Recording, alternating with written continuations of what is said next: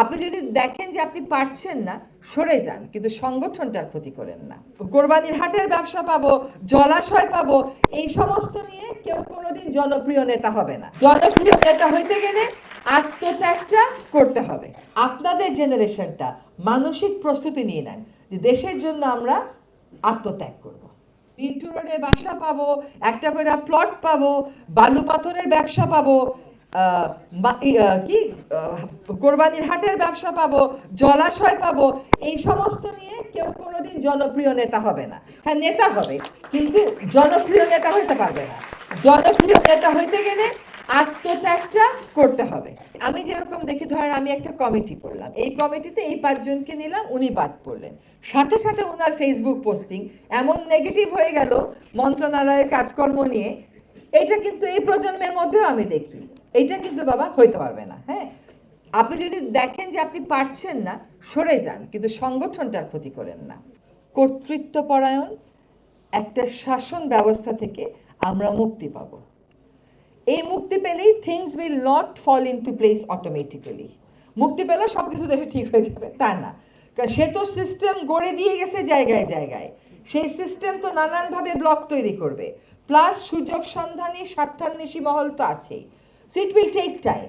এই আপস and downs হবে, টার্বুলেন্স হবে, কিন্তু তরুণেরা যেভাবে করে ওই রাহুগ্রাস থেকে আমাদেরকে মুক্ত করে দিয়ে গেছে, তখন কেন মুক্ত করতে পারছিলেন জানেন? নির্ভীক ছিলেন, জীবনের মায়া করেন নাই, স্বার্থের কথা ভাবেন নাই। তারপরে যখন পট পরিবর্তন হলো, নানান স্বার্থের হিসাব নিকাশ চলে আসলো। তো ওই স্বার্থের হিসাব নিকাশটা আনা যাবে না। ওই নির্ভীক চিত্তেই কথা বলবেন, নির্ভীক চিত্তেই এগিয়ে আসবেন। পরিবর্তন যদি এই দেশে হয়, আপনাদের হাত ধরেই হবে। এবং লাস্ট কথা হচ্ছে আমার, জলবায়ু পরিবর্তনে যখন আন্তর্জাতিক সম্মেলন হয়, তখন মার্কিন রাষ্ট্রপতি কি কথা বললেন সেইটা নিয়ে যত আগ্রহ থাকে, গ্রেটা থুনবার্গ কি বলল সেটা নিয়েও একই রকম আগ্রহ থাকে। গ্রেটা থুনবার্গ সে কোনো টাকা পয়সা গ্রহণ করে নাই, সে বিমানে উঠে সম্মেলনে যায় না, সে আত্মত্যাগ করেছে।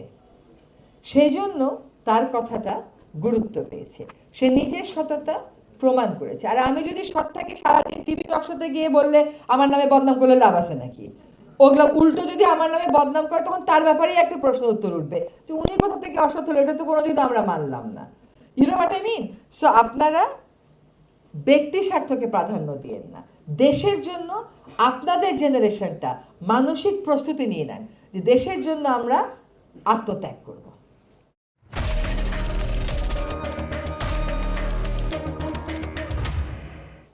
আত্মত্যাগ মানে না খেয়ে থাকা না, আত্মত্যাগ মানে সুন্দর জামা না পরা না, আত্মত্যাগ মানে হচ্ছে স্বার্থের দ্বন্দ্বে জড়িয়ে না পড়া। তো এই দুটো আসার জায়গার কথা বলে আরেকটা কথা আছে, হাবিব কোথায়? ও তো কোনোদিন আমাকে কোনো ভালো প্রশ্ন করে নাই, ও অলওয়েজ আমাকে কঠিন কঠিন প্রশ্ন করে। এবং ও আমি যাই পরিবেশ নিয়ে কাজ করতে, সে গিয়ে একটা রাজনীতি করতে।